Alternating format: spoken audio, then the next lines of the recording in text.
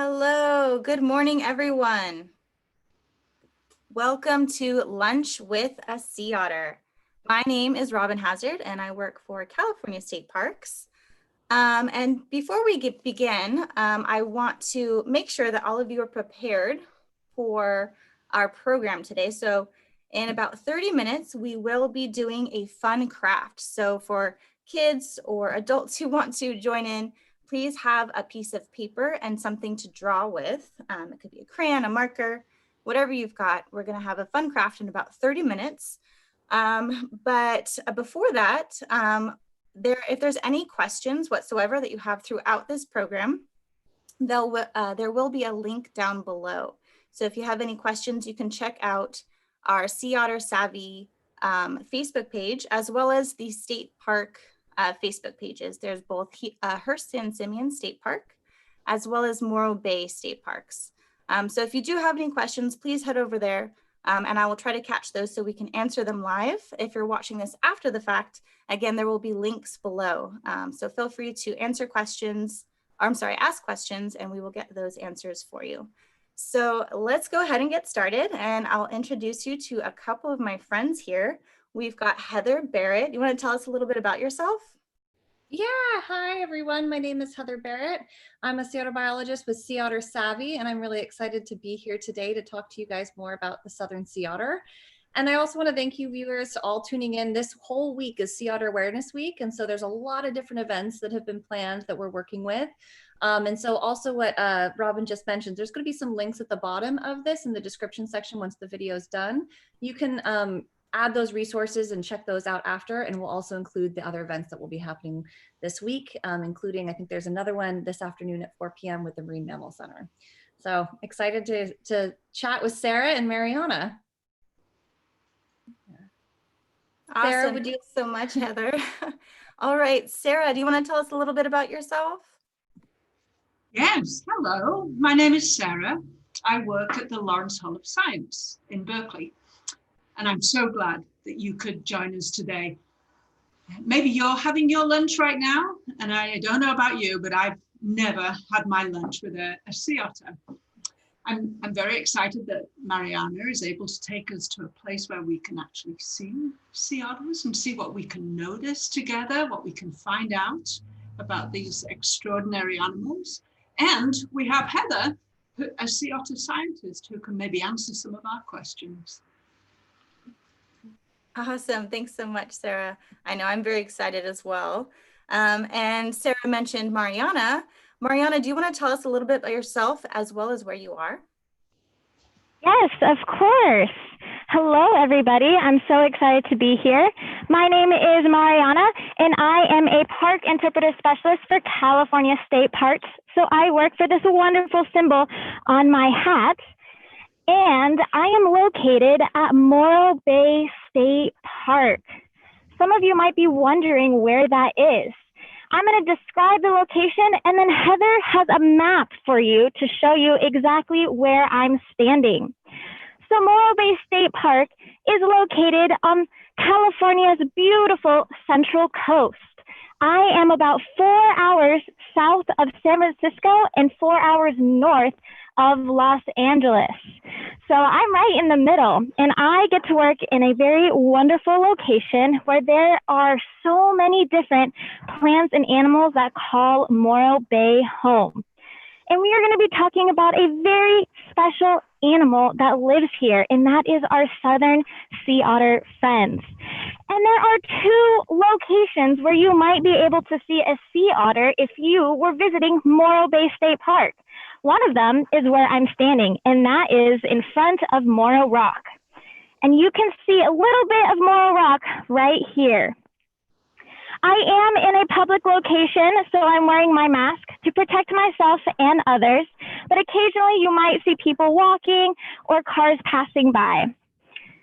And in front of Morro Rock, which is a very important landmark of Morro Bay State Park, you might be able to see our sea otters. And those are those black dots on the screen. They're so far away, but don't worry, we're going to get a little bit closer in a few minutes. And the second location where you might be able to see sea otters is called T Pier, and that is closer downtown Morro Bay. Well, I'm happy to be here and introduce you to this wonderful state park. But Heather, I think you should go ahead and show those amazing maps you have. Yes, thank you, Mariana. So everyone, I'm going to share my screen with you all. I have a few slides that I just wanted to give us all a little bit of a background about sea otters. That way we're all starting from the same point. And I'm just going to take away my face so I'm not distracting anyone. But again, Mariana just mentioned where she is, and I wanted to give you guys a little bit of a map so that way you know and can orient yourself. So this first green star is in the East Bay up in San Francisco Bay Area, and that marks Lawrence Hall of Science. So that's where Sarah and I are. And then Morro Bay is that second star further south, and that's where Mariana is. And she's right, she's about 4.5 hours away, or 230 miles. So it's actually quite a distance. So it's pretty amazing. Yeah. Oh. Really quick, I'm not seeing the map on on your screen. Maybe we'll give it just another minute. Do you want me to stop the share and try again? I'm going to stop that. Yeah, that might work. Let's try that again. Of course, there's always a little bit of technology. Is this working? There we go. Perfect. Maybe there's just a delay with connections. I'm sorry, everyone. So as I was saying, this is just a quick map of California. Wanted to orient you guys between Lawrence Hall Science and Morro Bay, so you can see those two stars. And the distance is about 230 miles. So it is amazing that right now we are able to actually be with Mariana in Morro Bay and look at those wild sea otters. So to give you guys a little bit of background about the southern sea otter and sea otters in general, I wanted to touch on historic range and habitat. And what I mean by that range is just the areas that you would find sea otters, okay? And the habitat's like their home. So in the 1700s, there was the fur trade. This is when people would hunt sea otters for their fur, and they hunted them to near extinction. And during that period of time, because there were so many sea otters that were hunted, it ended up fragmenting or breaking up the population. And it wasn't until 1911 for the first seal treaty that they actually had protection. So in that map, you can see the black line, how it's continuous. That's the historic range of sea otters. That's where you would find sea otters historically. After the fur trade, all of those red dots represent where there's remnant colonies from 1911. Now, these groups of sea otters, you can actually see some of them had big distances between them. And so that really impacted the species. So now I want to touch with you guys what the current range is. So this first map here in red was the historic range, which you can remember was the black line on the first one. And now you can see in yellow is the current range. In the sort of Asian and northern sea otter populations, you can see how that's expanded pretty well. And then I've highlighted down here in California, the southern sea otter population. And this is actually a heat map that shows you, so the range is basically around Pigeon Point, so north of Año Nuevo. And then in southern part of it is about Gaviota State Park. So that's a little bit north of around Santa Barbara area. And you can see Morro Bay highlighted just so you guys remember where Mariana is. And the yellow is marking that there's less sea otters there. And the orange to red is showing you where there's more sea otters. So it's a density, right? So you're going to have more sea otters where it's red and less sea otters where it's yellow. And you can see that toward those ends of the range at the tops in the north and south, how it's more yellow and there's not as many sea otters in those areas. They're more at the range center. So and right now for southern sea otters, it's approximately about 3,000 individuals. So since we are eating lunch with a sea otter, I thought it was really important for me to share with you guys a clip of a sea otter eating. They eat invertebrates, which means animals without spines. And so this one is eating a clam. And you can see how she uses her belly as a table. So she's quickly breaking apart the clam. And, you know, because sea otters live in such a cold ocean, they have to eat about a quarter of their body weight each day to stay healthy. So imagine if we're using easy numbers, if you're 100 pounds, that's 25 pounds of food. So that's a lot of food that you have to consume. So now I want to touch on why that may be. So sea otters, there's a concern for their energy balance, okay? So this has a lot to do with the fact that they're recent additions to the marine environment. So if you think about whales and sea lions, they've had a longer amount of time to evolve into this, the ocean. And so sea otters actually do not store fat as blubber like whales would. And so they rely strictly on that really dense fur. And so this actually gives you a really good video, a visual of to emphasize how hot a sea otter is and how much heat they lose to the cold water. And the fact that their hair, so they have two different types of hair. They have a guard hair and an underfur, and they actually have barbs on their hair, so they connect. So they're able to blow warm air into their fur and sort of create an air bubble around them. Okay, so this is going to protect their skin from the cold water. So it's their form of insulation, allowing them to stay warm while they're in the cold ocean. And so you can see it in the eyes, the ears, the nose, that sort of bright white, that's where most of the heat is being lost. And it's actually one of the reasons why when you see sea otters resting, they're actually covering their paws over their eyes to make sure that they're conserving as much energy and not losing it to the environment. But that means that if they are trying to conserve energy, then they have to eat a lot of food to keep up stoking that fire, that internal flame. There's sort of the question, why are sea otters so important? And it really revolves around that extreme appetite that they have. So sea otters are a keystone species, and this just means that they have a really big impact on the community around them. And so this term comes from architecture, and it represents a balance. So if you're looking at this arch that you see, the keystone is that center stone, which is represented by the sea otter. And you can see that there's pressure going down and there's pressure coming up, and there's this connection. But if I remove the keystone or the sea otter, this balance is lost. And so interactions between these species can change or can disappear. So to give you guys two good examples of what we see in California, we have two different types of communities. We have the kelp forest to the left, and here I have eelgrass to the right. And both the kelp and the eelgrass serve as habitats for many, many different species. So if they aren't doing well, then lots of the other species aren't doing well, and that cascades down the chain. So we can see that with sea otters, everything's in a balance. You can see a healthy kelp forest, you can see a healthy eelgrass bed. But once I remove the sea otter, it's going to change. So in the kelp forest, we can see that the sea otter that eats the urchin, okay, so that's an herbivore who likes to eat the kelp. That now everything's balanced. On the eelgrass side, you can see that the sea otter actually eats the crab, which likes to eat the sea slug, which likes to eat the algae, which can smother eelgrass. So it's a little bit more complex of a chain, but it emphasizes the same. So if I remove the sea otter now, you can really visually see how much that changes, how much the biomass changes. So with more urchins in the kelp forest, because there aren't sea otters eating them, you end up with less kelp. And so this is what we call an urchin barren.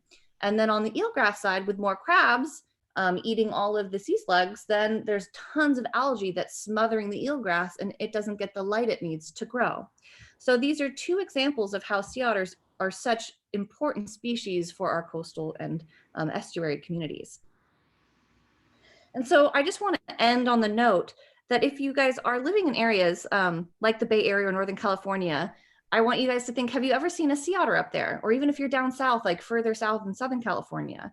And if you don't, then what are you missing? Because if we are missing sea otters, right, we just learned that we're missing a balanced community, that you may be missing kelp in areas off the coast or eelgrass beds that maybe aren't that healthy within your bay. And this may also be missing some of the biodiversity, right? The variety of the different species that may be there if those habitats were healthy. So now that you guys all have a great background on sea otters, so I touched on some stuff pretty quickly, but we're gonna have a chance to be able to, I'm just gonna try to change my, there we go, start my video back again. I just wanna go back to Mariana because it looks like she's on some sea otters, and leave it over to Sarah. I know that she has some burning questions more about sea otter behavior, and let's focus on some of the observations that we're seeing from our wild friends. Yeah, it's our chance now to see what we can notice about these animals. I know I can't hear you all at home, but maybe you're with someone, or even if you're on your own, you could, let's start talking out loud about all the things that we notice about these animals. First, I'm wondering how many we're seeing here today. I think I know there's 1, 2, 5, 6. So in this screen, it's hard. There's actually a larger raft. I think before we started there, if she was zoomed out, it's about 16 with a couple pups. But so you can see actually they're kind of spread out. But yeah, if she focuses on this group, there was 4 right there. and then there's a little bit of a break, and then there's 1, 2, 3, 4, 5, whoop, and a pup on that one. So things to notice, Sarah, when you're counting an otter, it's easier to look for the head, right? So you want to find the head, and you can use the head to help count. And then that one that's towards the left, Mariana, that looks like it's really dark and has a big blob on its tummy. No, for the other direction. Yeah, there we go. Right center. There we go. That's a mother there's a pup on that one. So it kind of looks like she looks flat, but then she's got this big bulge. And so the pups, they usually have them on their belly to keep them out of the water and keep them warm. Oh, that makes sense. Oh, you were telling us about their fur. But I'm noticing that their head looks like a slightly different color than the rest of their bodies. Yes, that's a really good observation. So certain individuals, and this is sort of an interesting question. We get this question a lot is, oh, I see a sea otter and they start to have that graying or the blonding of the face. We like to call it grizzle. So if they're grizzled, does that mean that they're old? And the answer to that is it's a little bit more complex, because it's true that as you age, you can lose some of the tint in your color of your hair, right? But there's also individuals that genetically that happens sooner. And I like to think of Steve Martin with his white hair. So there's definitely otters that can be very young and start to have that grizzle early. And then by the time that they're older, it really extends down to their chest. While others can remain really dark for a very, very long piece of time. But it is true, certain individuals, you're going to see that grizzling, and it's just that pigment's lost in the guard hairs. So sometimes they get that. You see photos or paintings of sort of the white face, and then you have the dark body. Thank you. I'm noticing other body parts too now that I'm seeing some of them move. I'm noticing 2 front paws, and a tail that reminds me of my dog's tail. Their tails are they're quite hefty. They're very thick, and they actually, they're a little bit flatter, and it serves as a rudder. Because if you think about it, if you're swimming through the water, how you move, and you think about other species, like I can think of alligators and that live in the water and use their tail, you need to have something to help direct you. And they definitely use their tail. They even can use it if they're resting or feet out of the water. They'll use their tail, and we call it sculling. They just kind of move their tail a little bit just to get a little bit of momentum if they want to just park into the right spot too. I think I can see him. Yeah, he's doing it. That's called sculling. Sculling, yeah, using the tail. Earlier when you were talking too, I see that we can see, how many heads can I see? 5, 1, 2, 3, 4. They're kind of still, but while we were talking, I noticed one rolling over and over. Yeah, there was one at the back that he was kind of looks like it was doing a drive-by around all the sleeping ones, and then he was moving and grooming. Maybe it's disappeared. Oh, there we go. This is a perfect one. So you can see the sort of lengthening of the body, the rolling, keeping the feet, the flippers and the paws out of the water, right? Because as you saw in that video, those are the body parts that lose the heat the fastest. So if you want to stay warm, you don't want to get those wet first. So that rolling that you're seeing is not just for momentum. Remember, I mentioned that they can blow warm air, and it sort of creates that air bubble around them. When they roll and they shake and they groom, they're making sure that air is getting into all of the nooks and crannies so they're fully covered. And you can see right now, the one at the back is really rubbing its head, and it's using its flippers. Can you see the flippers at the bottom? They kind of look like, you can kind of just imagine if you put both your hands up. They're webbed, but they fall down and then they can rub them together like this.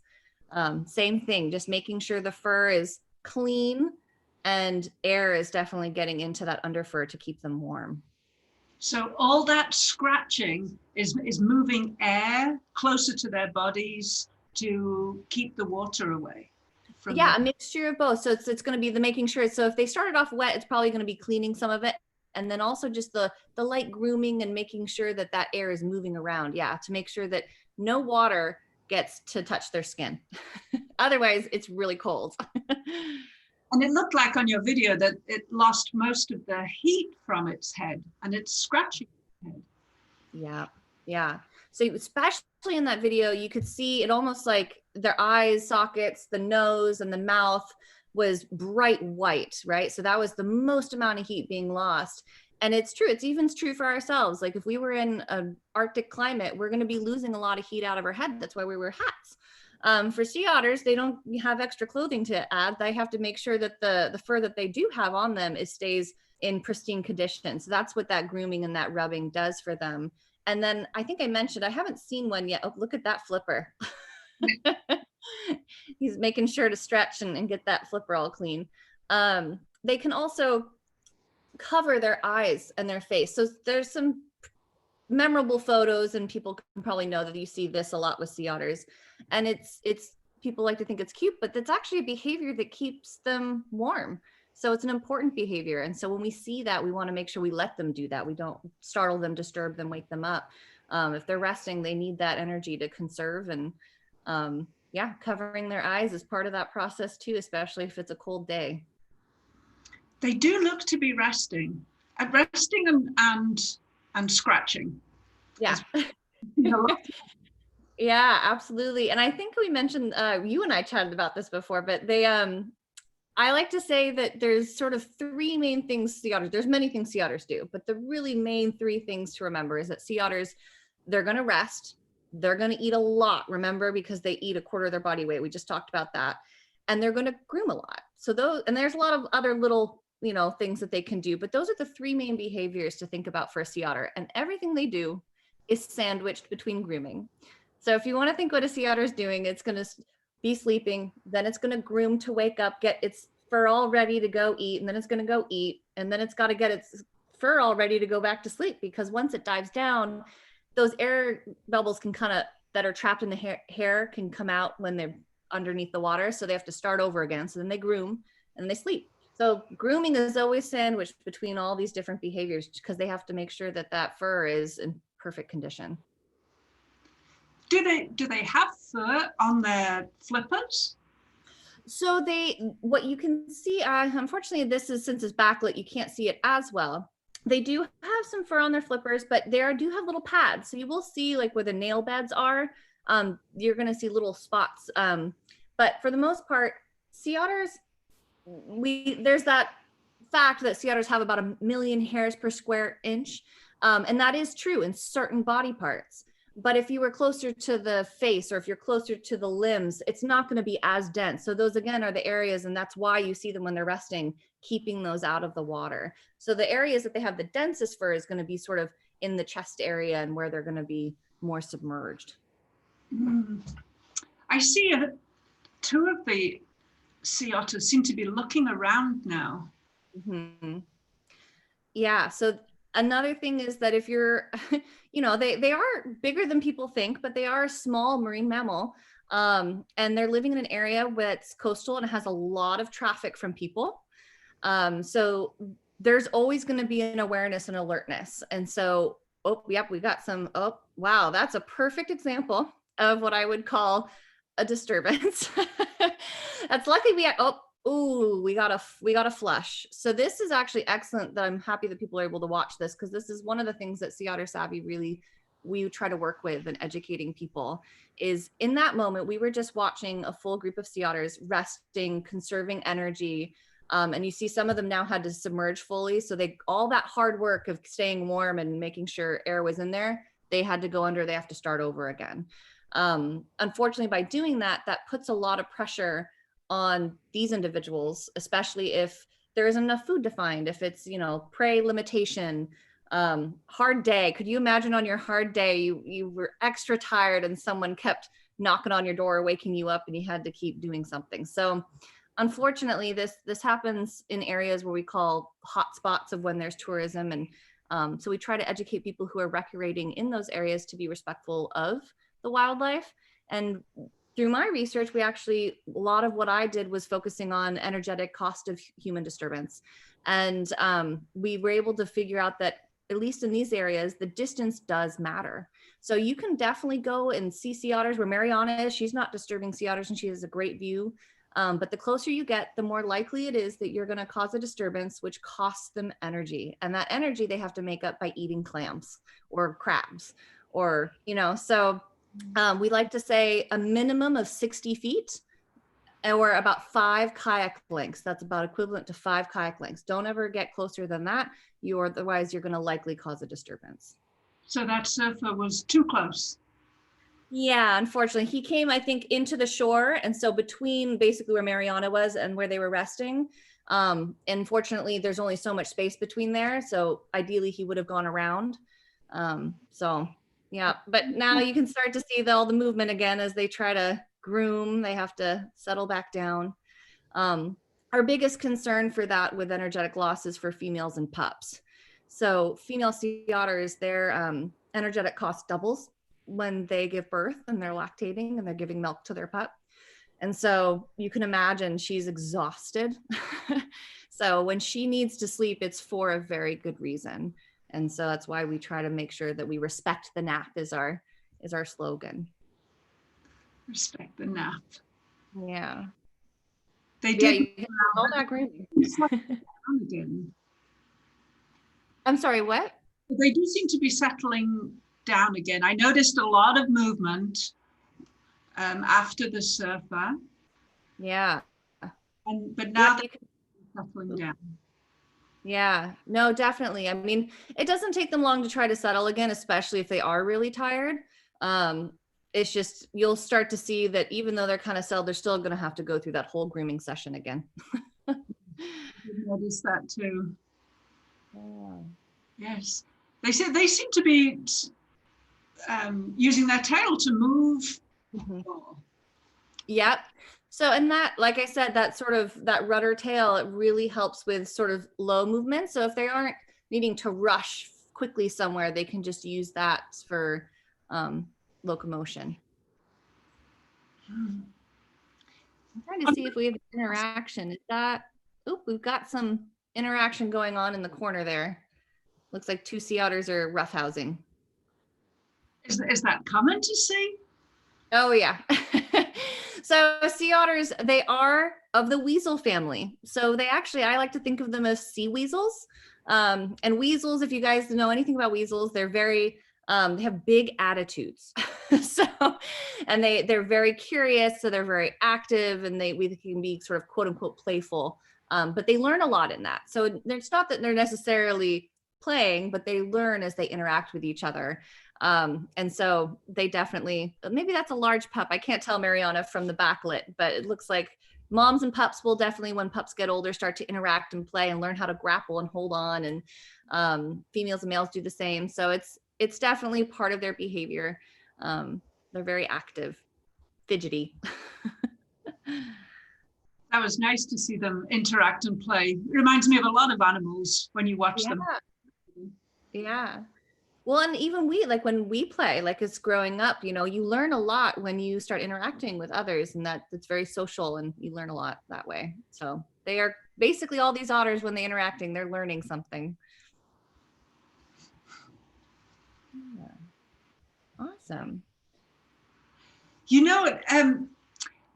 Noticing all these things about the sea otters, it's really making me want to make a drawing of the so that I can capture all the things that I'm learning about them. Absolutely. Scientific illustration is one of the top things for making sure that we record what we see. Mariana, you're close. Could you help us draw a sea otter? Yes, of course. So this is a time where you take out your piece of paper and a writing device. You can use a marker, a colored pencil, a normal pen if you would like, any type of writing device. And we are going to be drawing a sea otter together. Woo! And I'm going to guide you into drawing one. But I want you to use your imagination as I describe different body parts to create your very own sea otter. And we have sea otters on the screen, so that might give you a better idea of how to draw your sea otter. And afterwards, Heather and Sarah are going to show us their sea otters. And hopefully we can see yours as well. I hear Heather laughing. I love it. And we like to use art as a way to see. I'm not the best artist. I don't think my artwork is that great, but I love to be able to describe my surroundings, use my senses, eyes, hands, smell, all of those to kind of get a better idea of the things that are around me, both animals, the landscape, or even plants. But for right now, we are going to be drawing a sea otter. So I have a piece of paper out myself, and I'm going to start off with drawing a circle on the upper portion of my paper. And that circle is going to represent the head of our sea otter friend.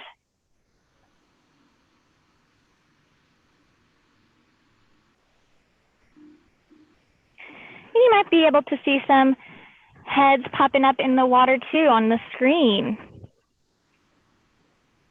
I'm going to move it a little bit more so we can see more sea otters. There we go. Okay. And now let's add some ears. They have small, round ears. And that's a very common body part for animals in the weasel family. Heather mentioned that earlier. Can you think of other weasel members? Maybe one that's very smelly. Sometimes they can be seen in your backyard. It has a white stripe on its back. If you're thinking skunk, you are correct. Did you know that skunks are related to sea otters? Whoa, that is so incredible. Here, skunks are on land and sea otters are in the ocean. And so we want to add those small round ears. Okay. Let's add some eyes next. For the eyes, I usually just draw little black dots within the circle of my head.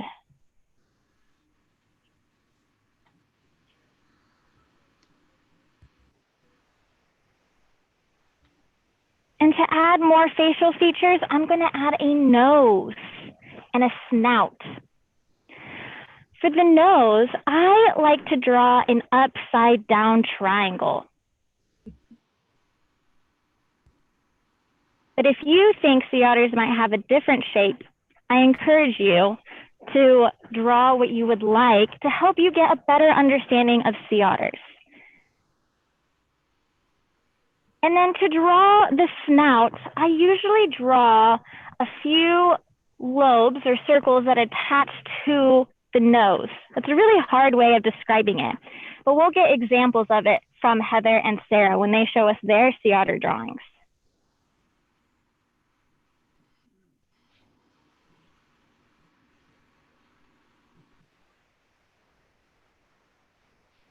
Okay.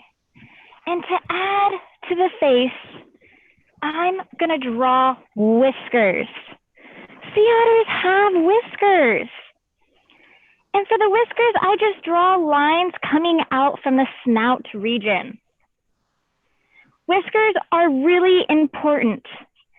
They play an important role in how these amazing marine mammals survive in their environment.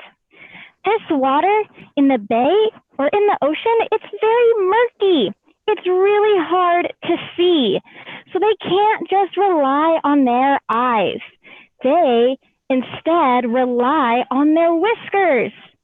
The whiskers are just like fingers. If you took your fingers and you put them on your face and wiggle them around, that's kind of similar to the whiskers. The sea otters will go down and they can use their whiskers to feel around their environment. Maybe movements in the water, or maybe they are looking for tasty snacks like sea urchins and clams, crabs. So whiskers play a very important role. And like Heather said, they love to eat. They eat a lot. They eat 25% of their body weight. And that's really hard to picture. So we're going to pretend that a sea otter is 100 pounds. Normally, a sea otter would weigh about 50 to 70 pounds, but just for this example, let's pretend that our sea otter friend weighs 100 pounds. That means that our 100-pound sea otter would have to eat 25 pounds of food a day. Wow, that's a lot of food. So they really need those whiskers to help them get those tasty snacks. And to put that into perspective, us as humans, we only eat 3 to 5 pounds a day. That's a really big difference. Here, a lot of us weigh probably more than 100 pounds, and we eat so little compared to the southern sea otter.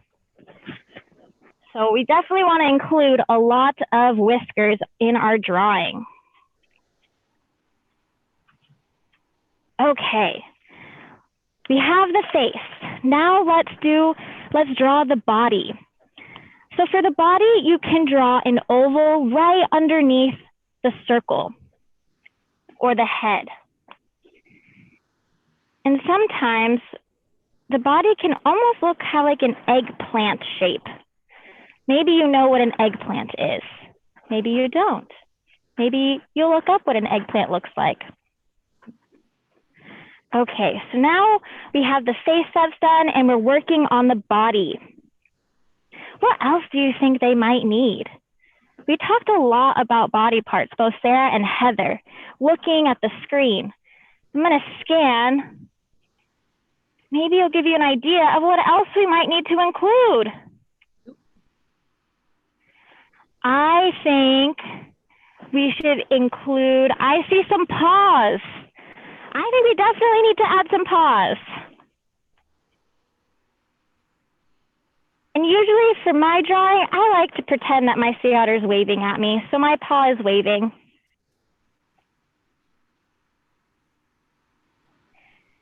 And it's very important that they have paws. Paws are a way of touch, just like our hands. And it definitely helps to allow them to open up those hard-shelled animals that they eat. Sea otters are carnivores. That means that they are meat eaters. And all those creatures that they like to eat have those really tough, hard shells. So it's important that they have those paws to help them break open those shells. What else can we see through the camera? I think we should add some hind webbed feet. That might be a little bit hard to picture, but what do you think that looks like to have webbed hind feet? Well, maybe you put on flippers when you go swimming in the pool or in the ocean or any type of body of water. Flippers make it easier to swim. It'd be really funny if sea otters got up to put on flippers. They don't need to do that. They already have flippers built in. They have those webbed hind feet. And those help with making it easier to swim. And in fact, they're the only animals to have paws for front hands and webbed hind feet. That's pretty remarkable. And here on the screen, we do have some visitors checking out our sea otter friends. Hopefully they are being respectful and mindful of their space, because we do share space with wildlife whenever we are outside. So it's really important that we respect them. And so far it seems that they're not disturbing. They're passing slowly, going parallel to the raft. A raft is a group of sea otters. And there we go. All right, so we have the face complete. We have the body. We added some paws and webbed hind feet. What could we add? What's left of our sea otter drawing? Let me scan some more. What could I be missing? I think, what's that? Are you saying tail? I think you are correct. We need to add a tail to our drawing. So I'm going to draw the tail at the end of the body. And it's going to be a little bit flat and plump.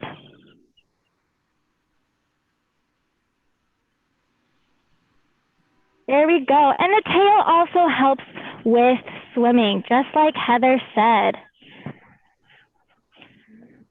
Well, I believe we just built a sea otter together. So you should give yourself a hand in the back, because congratulations, you did it. We did it together. And with that, I definitely want to see some drawings from Heather and Sarah.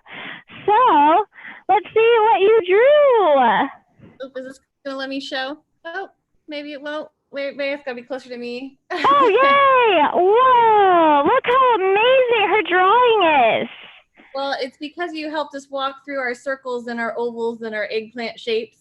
But I also added the thick fur. So you can see, even though I drew, I made sure if we're starting off, if you guys are a young scientist, it's always good to, even when you draw, to mark the different things that we learned, right? So we know about the sensitive whiskers and the paws for touch and the thick fur and the thick tail. So this is mine, and I hope that you guys, if you're doing it from home, maybe you guys can share it on the Facebook page as well. Yes. Oh, I definitely forgot to mention the fur. But thank you, Heather, for including that, because we definitely saw the fur when we were looking at the sea otters. So it's a very important body part that sea otters have in order to stay warm in their cold environments. Definitely encourage all sea otter drawings to have fur. You can draw squiggly lines, straight lines. You can color your whole sea otter in, so that way you remember that sea otters have lots of fur. Yeah. Sarah, I want to see yours. I was having trouble holding it up. See your chest, because then it shows, yeah, with the background. Cool. Wow. Up at the top, when we were looking at the other sea otters, I started to draw what I could see and some of the questions that I had. And then I was very interested in seeing how they scratched and was wondering how many nails they had at the end. I have more questions now after drawing my sea otter that kind of looks like it's getting some blubber there, kind of chunky.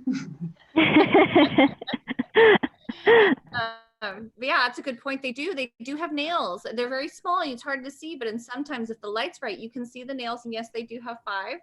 And they especially when they're little, they can even retract some of them. They can kind of come out, and then they use that to really scratch around. So yeah, that's excellent. Well, I'm excited to hopefully see some of the ones that are posted. But I think what might be a nice segue into some more information and sort of recap everything we learned is I have a fun music video to share with you all. So I'm going to see if I can't do this screen share again, and hopefully it works the first time and I don't have to do it a second. There we go. So hopefully everyone sees this. Is that correct, Sarah? Is it working? Okay. All right, guys, we're going to have the Sea Otter Savvy music video, and hopefully you guys enjoy.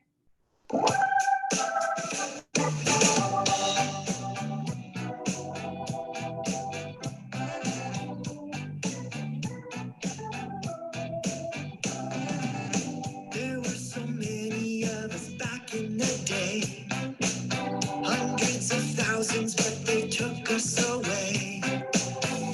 We were hunted for our thick fur, so we found shelter off the coast of Big Sur.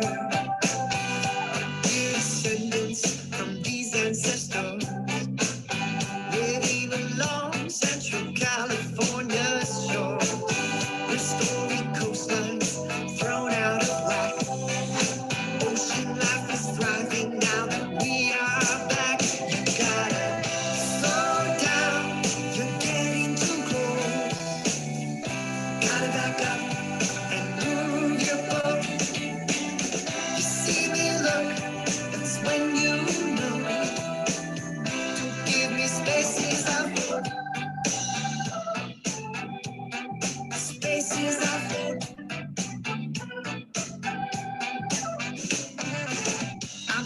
apex predator, living at the top. Gotta work all day, you know, I just can't stop. Eating urchins, mussels, clams, crabs, and snails. Gotta keep eating just to get my fill. Now grass beds and kelp forests can thrive. They need our help to stay alive. And we need your help, you know it's true. Sing along with us so you know what to do. You gotta slow down, you're getting too close. Gotta back up and move your boat. You see me look, that's when you know. Give me spaces I float, spaces I float. Whoa, please don't point your boat right at us. Pass parallel to the side of us. 5 boat lengths, please, so we can live in peace. Got lots of fur to keep myself warm, but I got no blubber, so my food gets transformed to energy, so I can do what otters do. And I've got no energy to waste on you.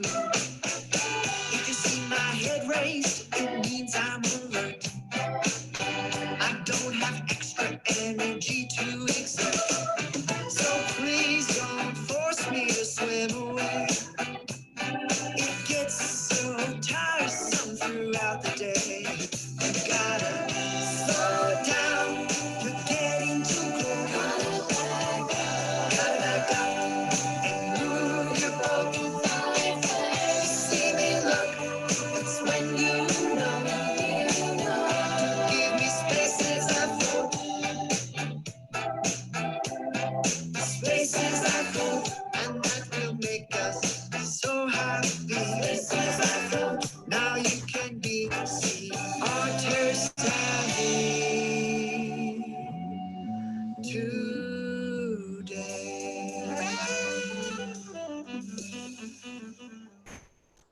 Well, hopefully that was a fun end to it. We love that. That song can definitely get stuck in the head, but it's fun to sing along to. And it, of course, recaps all of that information that we gave about energy and distance and respecting sea otters. And Sarah, is there anything else that you want to add? Understanding the distance from sea otters, we saw that today. That was very powerful to see that. I've loved having my lunch with the sea otters. I feel like we noticed so much about them, and I really enjoyed seeing them in their natural habitat. And I feel like we learned a lot about the ways that they're adapted to survive in the ocean. And I have my drawing, and I still have questions about the southern sea otter, the California sea otter. I also learned that there's ways, even though we're far away from Morro Bay, there are ways that we can help the California sea otter. And one of those, what I think I'm going to think about protecting the ocean and keeping plastics out of the ocean, and certainly to tell my friends about how wonderful it is to watch them, but also about how to not disturb them in their natural habitat. And I think I would like to visit your website to find out more, the conversation about them not being here and why they're not here and how that affects the natural environment in the Bay Area where the Lawrence Hall of Science is very interesting to me. I would like to know what scientists are thinking. Absolutely. And it's true. We have websites, and we'll include those links below at the end of this video once it's finished.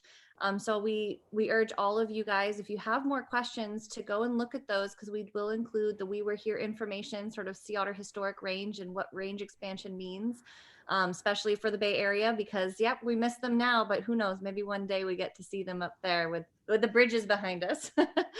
And yeah, you're exactly right. There are things that everyone can do. And one of the main things is treat our oceans well and respect the wildlife that you see. Treat them as your neighbors. We are capable of coexisting. And also, informing others about the awareness that you are receiving from this week. So the more that people understand and know, the better we can do as a whole. And your voice matters. So even on that website that we'll list below, you're capable of including some information and even doing a poll if you guys would like to. So we'll definitely share that with you. I got a text saying that I think we got some questions that came through on the Facebook page. Robin, are you still there? Yeah, these are actually coming on the live chat from the Lawrence Hall of Science YouTube page. Oh, fantastic. So our first question is from R. Boyd, and he's asking, or she is asking, does that fur have a positive impact to them being buoyant? Very good question. And if you think about it, if you have a lot of air, it's like you can almost think of like a balloon, right? If you put some air into something and you set it on water, it's definitely going to float, right? So it is true that when they actually blow that warm air in, it does make them more buoyant. So when they're young, and this is really visible when they're young, unfortunately, we didn't get a good close-up of a pup with the how fuzzy they can be, but their natal fur, the fur when they're very young, is able to hold more air than the adult, right? So the mom will blow in the warm air into the pup. They kind of look like little fluff balls. And then they can sit on the surface and they bob. And that air allows them to be like a cork bobbing at the surface to be buoyant. So that way the pups at that point aren't capable, they're really reliant on mom. Their muscles still aren't all there working well. So they want to make sure that they're safe at the surface and there's no risk of drowning in that sense. So that's why they blow so much air, and also to keep them warm. So it's sort of a dual benefit of being able to float at the surface as a pup as well as staying warm. It isn't until I think it was 8.5 weeks or something about that, they start to they start to go from the pup fur into the adult fur. And then at that point, when that fur starts to change, they are still able to get the warm air at their level, but it's a little bit less, and that buoyancy disappears. So they actually can dive under. And there's a fun, I don't have the video with me, but there's definitely a visual. If you have a pup and it wants to follow mom, you'll start to see it do this at the surface, and it keeps getting pulled back up at the surface until all that pup fur is gone, and then they can dive with mom. So that's a very good question. Yeah, that was a great question. And I do want to encourage, before I read off a couple more of these questions, for those of you watching, if you have any questions or comments, anything you want to add, make sure to use that live chat box that we have here on the Lawrence Hall of Science YouTube page, because we will be able to answer them live. So our next question is from Me S, and they're asking, do males compete for females? Another very good question. So we didn't touch on this that much in this in the beginning when I had the slides, but there are sort of two different strategies for males that we see. The first one is a territorial male, and so that's going to be an individual that holds a very specific area along the coastline and monitors that, and the females are free to move around. But you can kind of assume that if you have an area that has the best food source, you're probably going to get the most ladies. You're going to have, larger rafts in those areas. The other type of strategy for a male is more of a transient or sort of sneaker male. And so those are males that aren't yet either, maybe they're not strong enough, old enough, or maybe they've already kind of aged out of their prime. And so they actually can hang out together in sort of male rafts. And if they're younger, in those rafts, they start to learn more and they practice different behaviors. Like we talked about, interaction, learning how to grapple, learning how to fight, and all of that. So maybe one day they can hold a territory. But those are the two different types of strategies that we see for male sea otters. Yeah. So generally in this raft, if that we're looking at through Mariana's scope, is most likely going to be females. So generally when you see a raft like this, unless it's an all male raft, it's generally females and pups. And so since we had a pup, it's going to be mostly females in this group. And then there is a territorial male for Morro Bay. Sometimes he's not in the group. A lot of times they'll be slightly off from the group, just sort of monitoring everything. And sometimes they'll come through and make sure to sniff every single individual just to make sure that everyone's who they say they're supposed to be. So that's an interesting behavior sometimes we can see when we're watching sea otters as well. Great. Mies has another question. Does the male help the female? So unfortunately, it's all on her. So I guess you could say that if she's living in an area where it's protected from him, she's not going to be harassed by other males. But generally, all of the energetic requirements that go into that pup and raising that pup is on the female.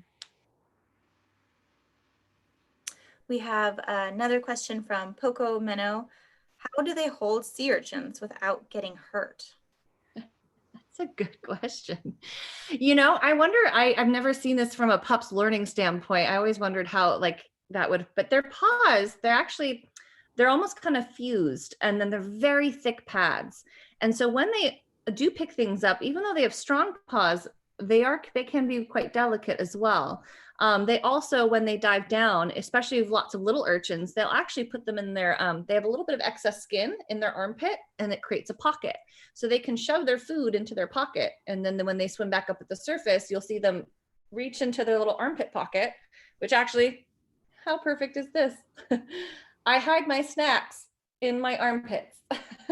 So fun fact about sea otters. And I think that because of that thick fur, because of the thick paws, it's just how hard you're going to squeeze something. And then once they bite into it, it just all crumbles. So they do it really well. They're sensitive paws, but they're also quite hardy. Yeah, that was a great question. We have another question from Alex A. How far should you stay from sea otters if they're not resting, like if they're playing or eating something? So that's also a very good question. So we like to say that regardless, they are protected under the Endangered Species Act as well as the Marine Mammal Protection Act, and they are protected from anything that you do that would change their behavior. So that's sort of a difficult thing to say is, okay, well, you're just not allowed to change behavior. So what distance does that really mean? We like to say, always try to stay that 5 kayak lengths or 60 feet distance. But there are occasions where it's not physically possible. If you're in a boat or you're kayaking and you're minding your own business and the sea otter pops up, it happens. In that situation, the best thing to do is just to keep going and then just try to veer off. If you do see them in the distance foraging, just try to give them enough of space. Just because there are instances, if they are foraging, you can cause them to leave that foraging spot, and that ends up, we don't want them to not be foraging in the area that has the best prey items. But generally, that's the number still applies, but obviously there are circumstances that are just part of it, and that's okay. And we try to tell people, just think respectfully. So if you have something that's popping up next to you, that's okay. You just move off to the side. If a sea otter tries to approach you, which has happened in these areas where sea otters and humans interact more, and there's more of these interactions, and these sea otters are becoming more habituated, we like to say that we know better. So we want wild sea otters to stay wild. So they may not know better because they're curious and they can get away with certain behaviors if we keep allowing them to happen. But just like if like your dog comes up and asks for something and you let it happen, it's going to know, oh, I can do it again. Sea otters are very similar and they're curious. So if a sea otter tries to climb up on a kayak, which by the way, it's not something that happens in one swing. Sea otters, if they climb up on kayaks, takes time. They are not the most agile coming out of the water. So it's someone allowing that to happen. And that's what we always like to say is any instance of that, if there's a curious otter wanting to interact with you, you just feel very grateful that that was an interesting experience and you keep moving forward. So you do not let them come on your kayak. We want them to know that they should be separate, and that's for your safety. They do have extremely strong jaws and big teeth. Remember, they crack through clams, and it's also for their safety as well. So we don't want them to get in trouble for if there is a future instance of someone getting hurt. So.